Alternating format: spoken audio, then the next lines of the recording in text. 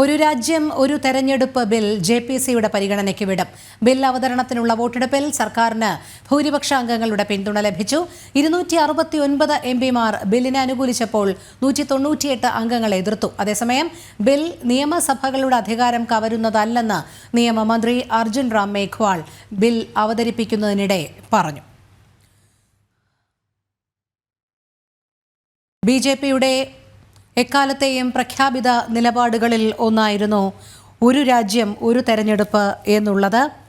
Cabinet അംഗീകാരം നൽകിയതിനു ശേഷം ലോക്സഭയിൽ ചർച്ചയ്ക്കെടുത്തപ്പോൾ ബിൽ അവതരണത്തിന് തന്നെ പ്രതിപക്ഷം എതിർക്കുകയുണ്ടായി. അതിനുശേഷം വോട്ടെടുപ്പ് നടന്നു. തുടർന്ന് ജെപിസിക്ക് വിടുന്ന സമീപനമായിരുന്നു ഉണ്ടായിരുന്നത്. ഗൗതം അനന്തനാരായണൻ ചേരുന്നു. ഗൗതം, വിശദാംശങ്ങൾ.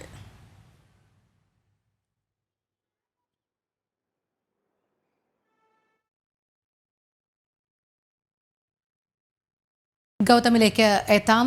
ബിൽ ലോക്സഭയിൽ അവതരിപ്പിച്ച് നിയമമന്ത്രി അർജുൻ റാം മേഘ്വാൾ ബിൽ അവതരണത്തിനുള്ള വോട്ടെടുപ്പിൽ സർക്കാരിന് ഭൂരിപക്ഷ അംഗങ്ങളുടെ പിന്തുണ ലഭിച്ചു. 269 എംപിമാർ ബില്ലിനെ അനുകൂലിച്ചപ്പോൾ 198 അംഗങ്ങൾ എതിർത്തു. ബിൽ നിയമസഭകളുടെ അധികാരം കവരുന്നതല്ലെന്ന് നിയമമന്ത്രി അർജുൻ റാം മേഘ്വാൾ ബിൽ അവതരിപ്പിക്കുന്നതിനിടെ പറഞ്ഞു. ഗൗതം ചേരുന്നു. ഗൗതം, വിവരങ്ങൾ.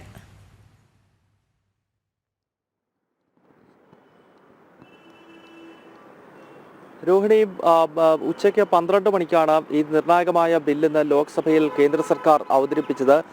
ബില്ലിന്റെ എന്താണ് ഈ വൺ നേഷൻ വൺ പോൾ എന്നതിലൂടെ ഉദ്ദേശിക്കുന്നത് എന്നത് വ്യക്തം. 2034 ആകുമ്പോഴേക്കും ലോക്സഭാ തെരഞ്ഞെടുപ്പിനൊപ്പം നിയമസഭാ തെരഞ്ഞെടുപ്പ് കൂടി നടത്തുക.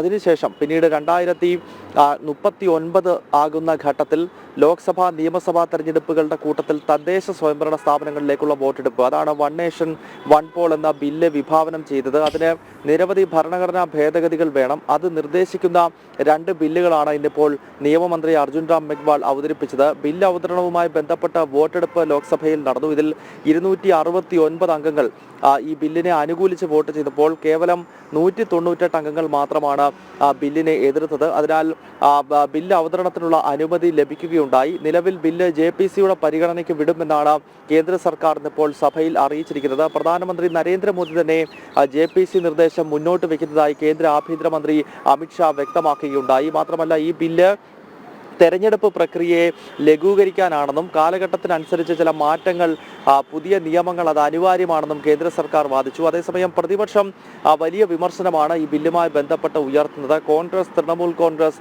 അതുപോലെ തന്നെ സമാജ്വാദി പാർട്ടി തുടങ്ങി ഇന്ത്യ മുന്നണിയിലെ പ്രമുഖ കക്ഷികൾ ബില്ലിനെ എതിർത്ത് രംഗത്തെത്തി. ബില്ല് ഭരണഘടനാ വിരുദ്ധമാണെന്നും ഫെഡറൽ സംവിധാനത്തെ പൂർണ്ണമായി തന്നെ തകർക്കുന്നതാണെന്നും ഏകശിലാ സംവിധാനത്തിലേക്ക് രാജ്യത്തെ കൊണ്ടെത്തിക്കുന്നു തുടങ്ങിയ ആരോപണങ്ങളാണ് കോൺഗ്രസും സമാജ്വാദി പാർട്ടിയും ഉൾപ്പെടെയുള്ള കക്ഷികൾ ഉയർത്തിയത്. ഇതിന് ശക്തമായ മറുപടി കേന്ദ്ര സർക്കാരും നടത്തി. നെഹ്റുവിന്റെ കാലത്ത് 3 തെരഞ്ഞെടുപ്പുകൾ ഇതേ രീതിയിലാണ് നടന്നതെന്നും അങ്ങനെ ഭരണഘടനയെയോ അതല്ലെങ്കിൽ ഫെഡറൽ സംവിധാനത്തെ തകർക്കുന്നതാണ് ഈ രീതിയെങ്കിൽ അത് നെഹ്റു അല്ലേ ആദ്യം ചെയ്തത് എന്ന മറുപടിയാണ് കേന്ദ്ര സർക്കാരിന്റെ ഭാഗത്ത് നിന്നും ഉണ്ടായത്. എന്തായാലും ബില്ല് പാസ്സാക്കുമെന്ന കാര്യത്തിൽ തർക്കമില്ല. 2 സഭകളിലും ബി ജെ പി നേതൃത്വം നൽകുന്ന മുന്നണിക്ക് ഭൂരിപക്ഷമുണ്ട്. എന്തായാലും ജെപിസി പരിഗണിച്ച ശേഷമാകും ഇനിയും ബില്ലിന്റെ മറ്റു രീതിയിൽ, അതായത് ജെപിസി പരിഗണിച്ച ശേഷം വീണ്ടും ഈ ബില്ല് ലോക്സഭയുടെ പരിഗണനയിലേക്ക് എത്തും. രോഹിണി. ശരി, ഗൗതം അനന്തനാരായണനാണ് വിവരങ്ങൾ നൽകിയത്.